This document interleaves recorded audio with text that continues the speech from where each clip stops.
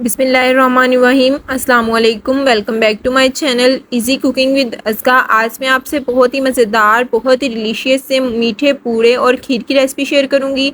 जैसे कि आप लोग जानते हैं कि बारिशों का मौसम है, तो ऐसे में बहुत मज़ेदार लगते हैं पूड़े और खीर। बहुत ही सिंपल सी रेसिपी है और झटपट से इन्हें बनाकर रेडी करेंगे। वीडियो को पूरा एंड तक देखें। अगर वीडियो पसंद आए तो वीडियो को लाइक करें, चैनल को सब्सक्राइब करें और शेयर करना मत भूलें। तो चलें मीठे पूड़े और खीर की रेसिपी को बनाना शुरू करते हैं। सबसे पहले मैं लूँगी एक ग्लास बाउल, शामिल करूँगी 1 कप गुड़। 1 कप बारीक कुटा हुआ गुड़ मैं शामिल करूँगी। इसके अंदर डालूँगी 1 कप गर्म पानी। पानी डालकर अच्छे से चम्मच की मदद से इसे मिक्स कर देंगे गुड़ को पानी के अंदर। अच्छे से मिक्स करने के बाद चम्मच को साइड पे निकाल दूँगी और इसे कवर करके 1 घंटा के लिए इसी तरह छोड़ देंगे। दूसरी साइड पर हम खीर रेडी कर लेते हैं। एक लूँगी कढ़ाई, उसके ऊपर रखूँगी स्ट्रेनर, शामिल करूँगी 2 लीटर दूध। मैं यहाँ पर फुल फैट मिल्क यानी कच्चे दूध का इस्तेमाल कर रही हूँ। अगर आप भी चाहते हैं कि आपकी खीर बहुत ज़्यादा क्रीमी और मज़ेदार बनकर रेडी हो तो आप भी फुल फैट मिल्क का इस्तेमाल करें। अब थोड़ा सा पानी शामिल करूँगी क्योंकि दूध बहुत गाढ़ा है। अब इसे मैं मीडियम टू हाई फ्लेम पर पकने के लिए छोड़ दूँगी। दूसरी साइड पर मैंने चावलों को पहले से भिगो के रखा हुआ था। आधा चाय वाला कप चावलों का लेकर अच्छे से उसे साफ करके मैंने भिगो के रख दिया था। इसको 20 से 30 मिनट के लिए भिगो के रखा था। मैं इसके पानी को स्ट्रेन कर लूँगी। इस तरह से अच्छे से मैंने पानी को स्ट्रेन कर लिया है। अब दूसरी साइड पर दूध के अंदर शामिल करूँगी 4 अदद इलायची। इलायची शामिल करने के बाद साथ ही साथ मैं इसके अंदर शामिल करूँगी चावल जो हमने भिगो के रखे थे, अच्छे से स्ट्रेन करके इसके अंदर शामिल कर देंगे। इस तरह से अच्छे से बाउल को साफ़ करके इसके अंदर डाल देंगे सारे चावल। स्पैचुला की मदद से अच्छे से इसे मिक्स कर देंगे इस तरह से और इसको हम पकने के लिए छोड़ देंगे। जब तक इसे बॉईल नहीं आ जाता तब तक हम मीडियम टू हाई फ्लेम रखेंगे। जब बॉईल आ जाएगा तो हम फ्लेम को लो कर देंगे और इसे पकने के लिए छोड़ देंगे। दरमियान दरमियान में आप इसे हिलाते रहें। दूध को पकते हुए काफ़ी टाइम हो चुका था। आप देख सकते हैं कि दूध की कंसिस्टेंसी काफ़ी गाढ़ी हो चुकी है। अच्छे से इसको मिक्स करेंगे इस तरह। साइड पे जो बलाई लगी हुई है उसको भी अंदर की तरफ कर लेंगे इस तरह से और अच्छे से इसे पकाएंगे, मज़ीद इसे पकाएंगे। दूध को पकते हुए काफ़ी टाइम हो चुका है और आप देख सकते हैं कि दूध काफ़ी क्रीमी सा हो चुका है। अब मैं इसके अंदर शामिल करूँगी 1 कप चीनी। चीनी को आप अपने टेस्ट के अकॉर्डिंग कम या ज़्यादा कर सकते हैं। जिस तरह का आपको टेस्ट पसंद हो चीनी का ज़्यादा या कम, आप उस तरह से चीनी कम या ज़्यादा कर सकते हैं। अच्छे से मिक्स करेंगे। अभी इसे मज़ीद पकाएंगे। अब मैं इसके अंदर शामिल करूँगी कुछ ड्राई फ्रूट्स। मैं यहाँ पर डालूँगी बारीक कटे हुए बादाम, साथ ही साथ शामिल करूँगी सोगी। आपको जो भी ड्राई फ्रूट पसंद हो आप उसके अंदर शामिल कर सकते हैं।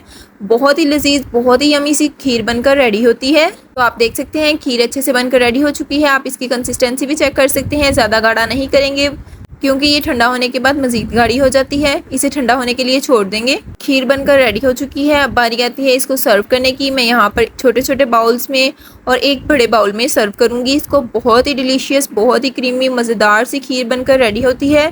लाजमी ट्राई कीजिएगा। हमें कमेंट सेशन में लाजमी बताएं कि आपको हमारी आज की ये खीर की रेसिपी कैसी लगी। अगर पसंद आए तो वीडियो को लाइक करें, चैनल को सब्सक्राइब करें और शेयर करना मत भूलें। देखने में ये खीर जितनी लजीज लग रही है, खाने में उससे भी ज़्यादा मज़ेदार है। तो आप देख सकते हैं कि सारे बाउल्स में मैंने अच्छे से खीर शामिल कर दी है। अब बारी आती है गार्निशिंग की। मैं इसको क्रश किए हुए बादाम और पिस्ता से गार्निश करूंगी। आप चाहें तो किसी भी ड्राई फ्रूट से इसे गार्निश कर सकते हैं। बहुत ही टेस्टी बनकर रेडी होती है। सारे बाउल्स को इसी तरह से मैं गार्निश कर दूंगी। तो आप देख सकते हैं कि सारे बाउल्स को अच्छे से मैंने गार्निश कर दिया है। मज़ेदार सी खीर बनकर रेडी हो चुकी है। इसे अब मैं ठंडा होने के लिए फ्रिज में रख दूंगी। जब तक खीर ठंडी हो रही है तब तक हम अपने गर्मा गर्म मज़ेदार से पूड़े बनाकर रेडी कर लेते हैं। तो आप देख सकते हैं कि गुड़ पानी के अंदर अच्छे से मिक्स हो चुका है। फिर भी हम इसे स्ट्रेन कर लेंगे ताकि जो भी कचरा वगैरह हो वो निकल आए। इस तरह से एक स्ट्रेनर की मदद से अच्छे से इसको स्ट्रेन कर लेंगे। तो आप देख सकते हैं कि अच्छे से मैंने इस तरह से स्ट्रेन कर लिया है। स्ट्रेन करने के बाद 1 कप डालूंगी गंदम का आटा। इस तरह से 1 कप गंदम का आटा डालकर अच्छे से चम्मच की मदद से इस तरह से मिक्स करूंगी। अच्छे से मिक्स करने के बाद 1 कप गंदम का आटा मज़ीद शामिल करूंगी इसके अंदर। फिर से अच्छे से मिक्स करेंगे इस तरह से। अब चम्मच को मैं अंदर से निकाल दूंगी और अच्छे से विस्की की मदद से अच्छे से इसको विस्क करते हुए एक स्मूथ सा बैटर बना लेंगे। कोई भी लम्स अंदर नहीं रहने चाहिए। एक स्मूथ सा हमने बैटर रेडी करना है। अब मैं इसके अंदर शामिल करूँगी थोड़ा सा पानी। फिर से अच्छे से इसको मिक्स करेंगे। इस तरह से थोड़ा थोड़ा कर पानी डालते जाएंगे और इसी तरह से मिक्स करते रहेंगे। तो आप देख सकते हैं कि कितना खूबसूरत सा लम्स फ्री हमारा बैटर बनकर रेडी हो चुका है। थोड़ा सा मज़ीद पानी शामिल करूँगी, फिर से अच्छे से मिक्स करूँगी। इस तरह से आपने थोड़ा थोड़ा कर कर पानी डालते रहना है और इसको विस्की की मदद से विस्क करते रहना है। मैं आपको इसकी कंसिस्टेंसी बताऊँगी, हमने कब तक इसको विस्क करना है, हमने कितना पतला मिक्सचर रेडी करना है, किस कंसिस्टेंसी का रेडी करना है, ये मैं आपको बाद में बताती हूँ। इस तरह से अच्छे से पहले विस्क करते जाना है। आपको मैं अब दिखाती हूँ कि किस तरह का कंसिस्टेंसी का मिक्सचर रेडी होना चाहिए। इस तरह का आपने बहता हुआ लिक्विडी सा बैटर बनाकर रेडी करना है। बैटर रेडी हो चुका है, इसे करूँगी साइड पर। अब मैं एक साफ़ वाइट पेज लेकर इस तरह से उसकी फोल्डिंग कर लूँगी। इस तरह से साइड से फोल्ड करते हुए इसे थोड़ा सा नरम कर लेंगे इस तरह से। अब इस पेज को कर दूंगी साइड पर और यहाँ पे मैं लूँगी लोहे का तवा। 1 खाने का चम्मच शामिल करूँगी सरसों का तेल।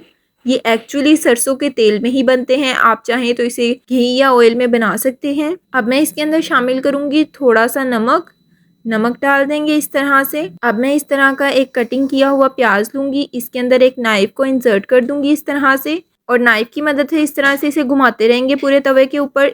इस तरह से पूरे तवे के ऊपर आपने अच्छे से घुमाते रहना है इसको।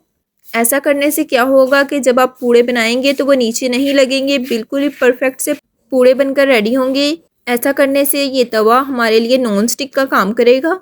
अब प्याज को इसके अंदर से हटा दूंगी इस तरह से और एक टिश्यू पेपर की मदद से सारे तवे को साफ़ कर लेंगे इस तरह से। आपको इस बात की बिल्कुल टेंशन लेने की ज़रूरत नहीं है कि इसमें से प्याज और नमक की स्मेल आएगी या उसका टेस्ट आएगा, तो ऐसी बात नहीं है। ऐसा करने से कोई स्मेल या कोई टेस्ट नहीं आएगा। अच्छे से मैंने इसको साफ़ कर लिया है इस तरह से। अब एक ब्रश का यूज़ करते हुए इस तरह से पूरे तवे को सरसों के तेल से ग्रीस कर लेंगे इस तरह से। अब इस तरह से पूड़े वाला मिक्सचर डालना शुरू करेंगे। इस तरह से गोल गोल घुमाते हुए इस तरह से डालना शुरू करेंगे।